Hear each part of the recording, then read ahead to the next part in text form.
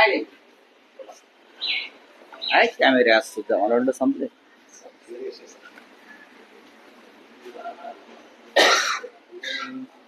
मी बोलण्याआधीच बातम्या टाईप होत आहेत.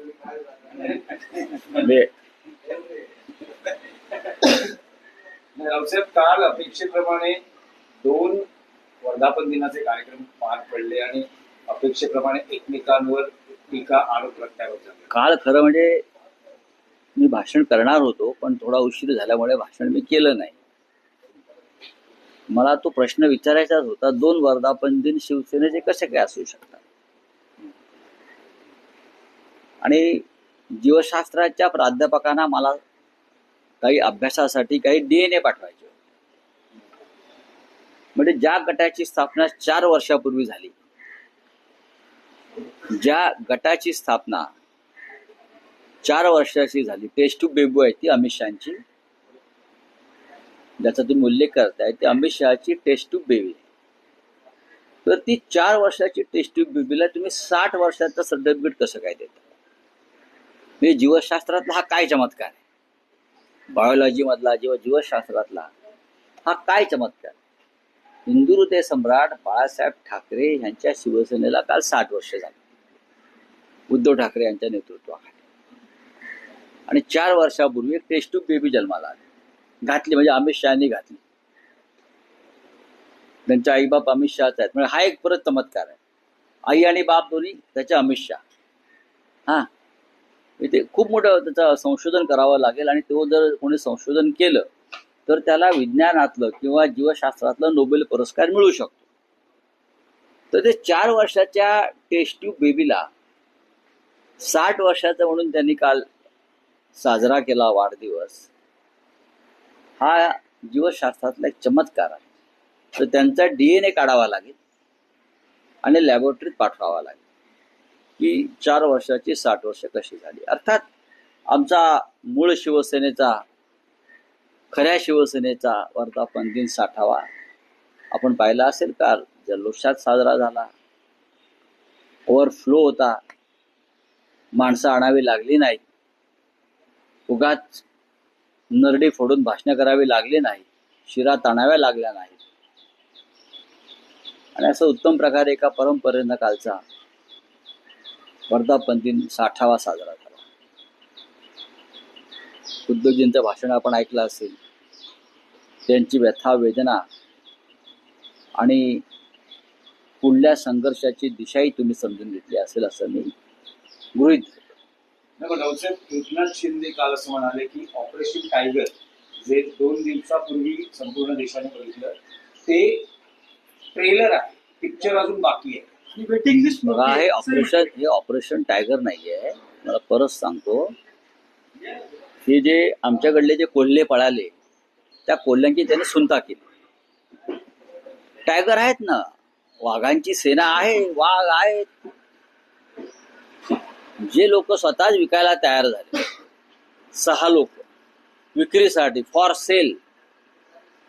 सेल हे मार्केटला आले, बाजारात आले, आणि शिंद्यांकडे अफाट पैसे असल्यामुळे विकत. आता ऑक्शन मध्ये अनेकदा परदेशामध्ये आपण पाहता, विजय मल्ल्याने गांधींचा चष्मा आणला, कोणी टिपूची तलवार आणली, कोणी ऐतिहासिक चित्र विकत घेतं, कोणी मॉडर्न आर्ट विकत घेतात, आणि काही लोकांना कुठल्या तरी असंच काहीतरी चित्र गोष्टींची आवड असते, विकत घेऊन घरात लावण्याची, संग्रहात ठेवण्याची.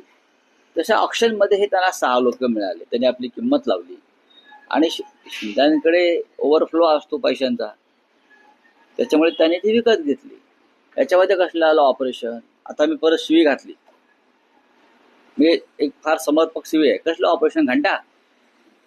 हा, आता हे 6 लोक घंटा वाजवत बसतील शिंद्यांच्या दारात, आणि त्याबद्दल त्यांना बिदागी मिळत जाईल. कठीण आहे अशा प्रकारच्या राजकारणामध्ये श्वास घेणं, हे खूप कठीण झालंय आमच्यासारख्या लोकांना. एकनाथ शिंदे असंही म्हणाले की ऑपरेशन लांडा काय करणार, कंपाऊंडर आहे, मी डॉक्टर नसतो तरी पण ऑपरेशन करतो. बघा, तुम्हाला एकनाथ शिंदे म्हणजे काय यशवंतराव चव्हाण वाटले का? काय कोण वाटले? कोण तुम्ही त्यांच्या विचारांचं इथे डायऱ्या घेऊन येताना प्रश्न विचारतात. ते उपमुख्यमंत्री आहेत, आज आहेत उद्या नसतील. तुफान पैसे आहेत ठेकेदाराकडून आलेले. माणसं विकत घ्यायची सध्या क्षमता आहे, उद्या असेल का सांगता येत नाही. एकीकडे अजित पवारांची पण ही ताकद होती, माणूस आज आहे उद्या नाही. माझं वाक्य लिहून ठेवा, सत्तेवरचं म्हणतोय. नाही, पण इतिहासात किंवा भूतकाळात डोकावलं तर बाळासाहेबांनी जवळपास 3 वेळा शिवसेना प्रमुख पदाचा राजीनामा दिला होता.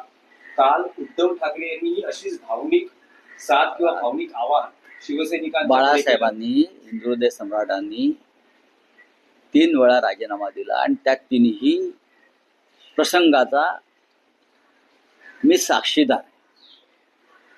त्यातल्या दोन्ही प्रसंगामध्ये मी एकमेव साक्षीदार आहे, तो राजीनामा लिहिला जात असताना किंवा तयार होत असताना.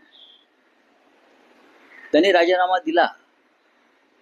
उद्धवजींनी त्यांच्या भावना व्यक्त केल्या, राजीनामा नाही दिला. त्यांना राजीनामा कोणी देऊ देणार नाही. त्यांनी त्यांच्या भावना, एक उद्रेक आहे की एवढं सगळं होऊन सुद्धा लोक अशा प्रकारे विकली जातात, बाळासाहेब ठाकरेंच्या शिवसेनेवरती असे घाव होत आहेत. तर हे त्यांच्या भावनेचा काल उद्रेक आम्ही पाहिला. आणि बाळासाहेबांच्या राजीनाम्याशी तुम्ही ती तुलना करू नका. नाही, पण असं आहे की जाणारा प्रत्येक जण हा उद्धव ठाकरेंच्या नेतृत्वावर प्रश्नचिन्ह निर्माण आहे. त्यांचं असं म्हणणं असतं की वेळ दिला जात नाही, भेटत नाही. उद्धव ठाकरेंनी त्याची स्वतःची उत्तरं दिलेली आहेत कालच्या मेळाव्यात. पण ओमराजे यांचंही काल तेच म्हणणं होतं की पुढचं राजकीय अस्तित्व टिकवणं. ओमराजे हा एक भंपक माणूस आहे. राजे शब्द काढा, सकाळ आमचे चंदन शिव म्हणाले, भंपक आहे. त्याची भाषणं आहे का? मी साधा ग्रामपंचायत सदस्यही नव्हतो, मी संकटात होतो. उद्धव ठाकरे यांनी माझं बोट धरून मला आमदार केलं, मला 2 वेळा खासदार केलं. मी त्यांचे ऋण आयुष्यात विसरणार नाही. मी त्यांना माझ्या जीवनभरात कधी सोडणार नाही. आणि मी जर त्यांना सोडलं तर धाराशिवच्या जनतेने मला जोड्याने मारावं. असा हा माणूस. मी स्वतः धाराशिवमध्ये उद्धव ठाकरेंबरोबर त्या प्रचारासाठी 3 दिवस काढलेले आहेत उद्धवजींबरोबर. उद्धवजींनी लोकसभा प्रचारात 94 सभा घेतल्या. बाहेर पडले नाहीत म्हणून घेतल्या का? 94 सभा घेतल्या. लक्षात घ्या, कुणी घेतल्या एवढ्या सभा? कोणासाठी?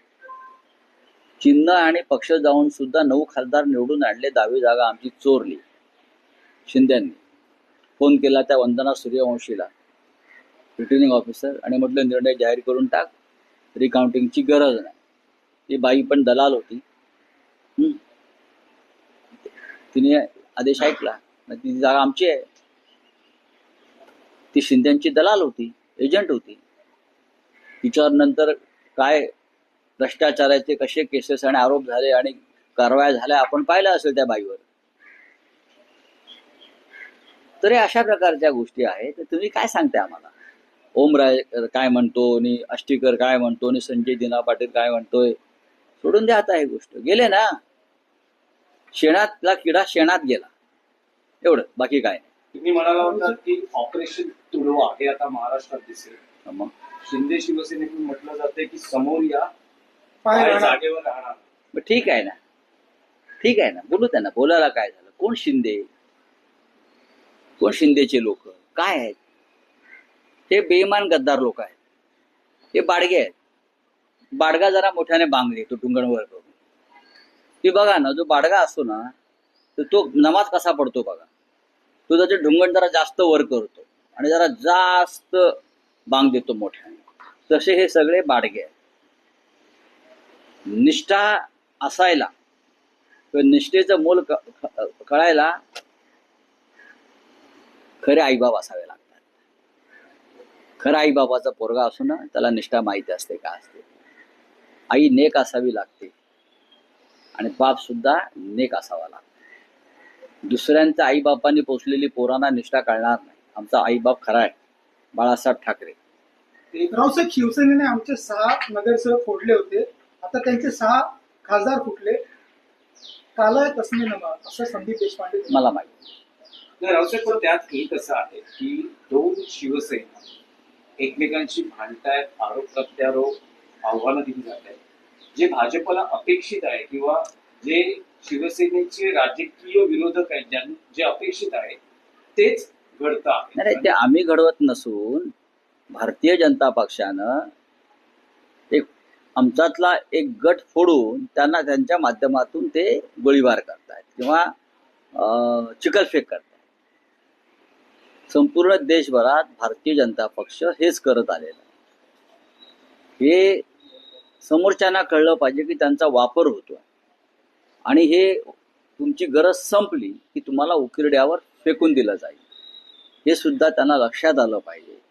आज तुम्हाला ते खांद्यावर घेऊन नाचवतायत कारण त्यांना बाळासाहेब ठाकरेंच्या शिवसेनेला त्रास द्यायचा आहे. पण आम्ही त्रास करून घेणारी माणसं नाही. आमच्या चेहऱ्यावर तुम्ही कधी बघा आम्ही प्रसन्न असतो. कारण काल तुम्ही ऐकलं असेल की शिवसेनेचा जन्म हा सत्तेसाठी झाला. ठीक आहे ना, निवडणुका होतात, लढतो, यश अपयश येतं. ज्यांना वाटते की शिवसेनेचा जन्म हा सत्तेसाठीच असायला पाहिजे त्यांनी पक्ष सोडला किंवा पैशासाठी असायला पाहिजे त्यांनी पक्ष सोडला. ते 6 खासदार कशा करता गेले? रोहित पवारांनी 85 कोटीचा आकडा दिला म्हणजे मी पण तो सांगत होतो ना, आकडा बरोबर आलाय बाहेर. त्यापैकी 15 कोटी परवा दिल्लीत आले तेव्हा दिला. जयपूरला जाण्याआधी 10 कोटी रुपये दिले आणि परत त्यांना मंत्रिपदासाठी त्यांची स्पर्धा जी मारामाऱ्या सुरू आहेत ते शांत करण्यासाठी एक्स्ट्रा 25 कोटी. तो 85 कोटीचा हिशोब वेगळाच आहे. ते एक्स्ट्रा मध्ये सांगतोय. एक्स्ट्रा म्हणजे आता एकच मंत्री करणार कोणाला तरी असं म्हणतात ते. मग उरलेले 5 जण म्हणतात हमारा क्या भाई, आमचं काय, आता आम्ही परत जातो. अशा धमक्या ब्लॅकमेल तिथे करतात.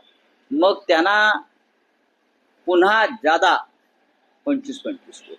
म्हणजे या पद्धतीने जर पैशाचा वापर राजकारणात होत असेल तर तुम्ही कशी काय स्पर्धा करणार पैशाची? तुम्ही कामाची आणि विचारांची स्पर्धा करू शकता. कसला विचार? आता प्रबोधनकार ठाकरे का शिंदेचे आजोबा आहेत काय? सांगा ना मला. हा, प्रबोधनकार ठाकरे हा यांना काय त्यांनी काय शिंदेना मांडीवर खेळवलाय? उद्धव ठाकरेंना खेळवलाय, राज ठाकरेंना खेळवलाय. कसले विचारांचे वारसे घेऊन बसले तुम्ही? पैशाची ताकद आहे तोपर्यंत भाषणं तुमची लोक पैसे देऊन ऐकतील. भाषणं ऐकायला लोक पैसे देऊन आणतात. आम्हाला फार शिकवू नका. ठीक आहे, आम्हाला शिव्या घालायच्या त्या घाला, बोलत राहा तुम्ही, जनतेला माहिती आहे. चला, पत्रावर 7 जणांच्या सह्या होत्या. रामदास कदमांनी